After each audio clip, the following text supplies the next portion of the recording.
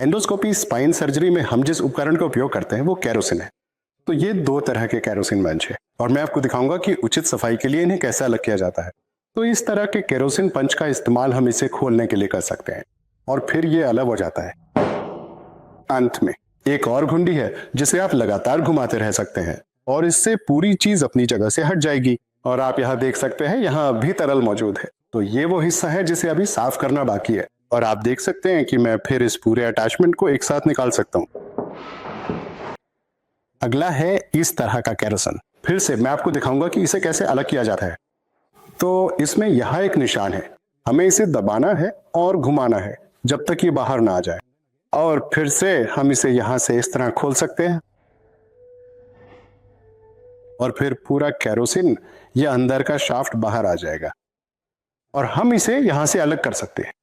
तो इस तरह हम ये सुनिश्चित कर सकते हैं कि कोनों में कोई मलबा या नमी ना हो जिससे इसमें जंग लग सकता है और जल्दी खराब हो सकता है। तो जब हम ये कर लें उसके बाद हम अपना इस्तेमाल करेंगे। हम इसका इस्तेमाल कर सकते हैं,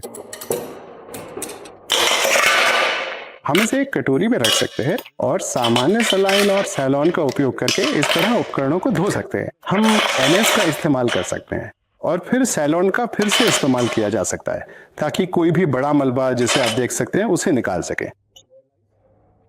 और अच्छे से धोने के बाद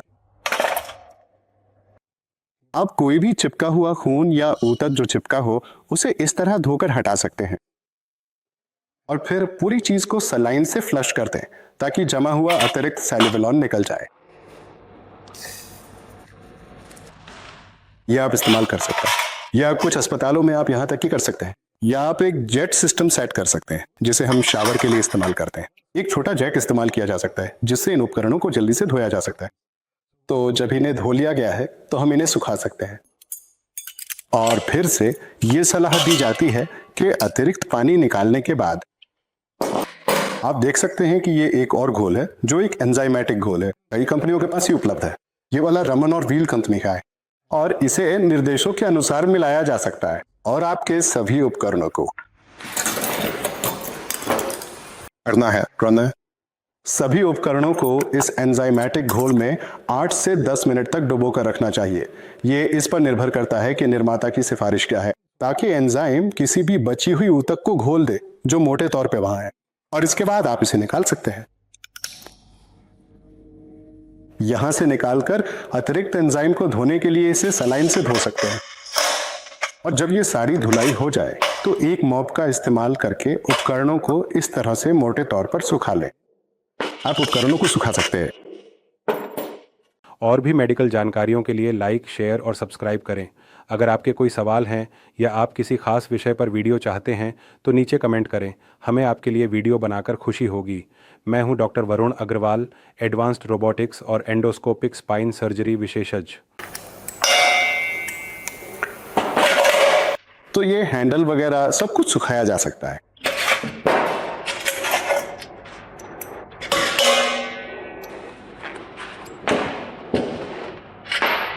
तो इसका मकसद जल्दी सुखाने का यही है कि हम इसे जल्दी सुखा सके और फिर आखिर में एयर गन का इस्तेमाल करके सभी उपकरणों को सुखा ले, इस तरह से।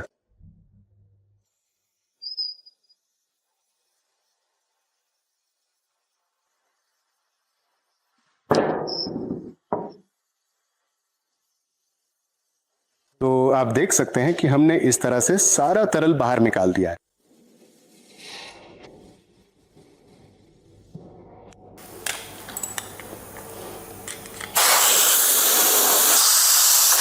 विभिन्न उपकरणों से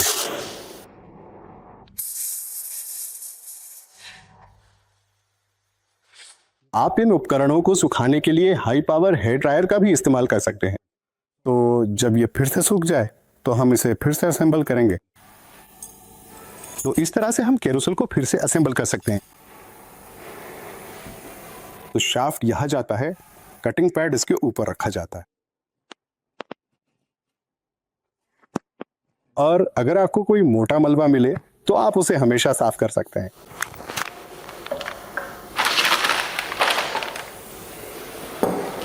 इस तरह से तो अच्छे से सुखाने और साफ करने के बाद शाफ्ट को वापस डालें और फिर अंदर का शाफ्ट जिसे वापस स्क्रू किया जा सकता है और इस केरोसिन को फिर से असेंबल किया जा सकता है। इसी तरह इस केरोसिन के लिए भी अच्छे से सुखाने के बाद तो जब ये पूरी तरह से अलग किया गया होता है तो इसे सुखाना आसान होता है। एक बार सुखाने की प्रक्रिया पूरी हो जाए आप इस कैन का फिर से इस्तेमाल कर सकते हैं, बस 1 या 2 बार जल्दी से।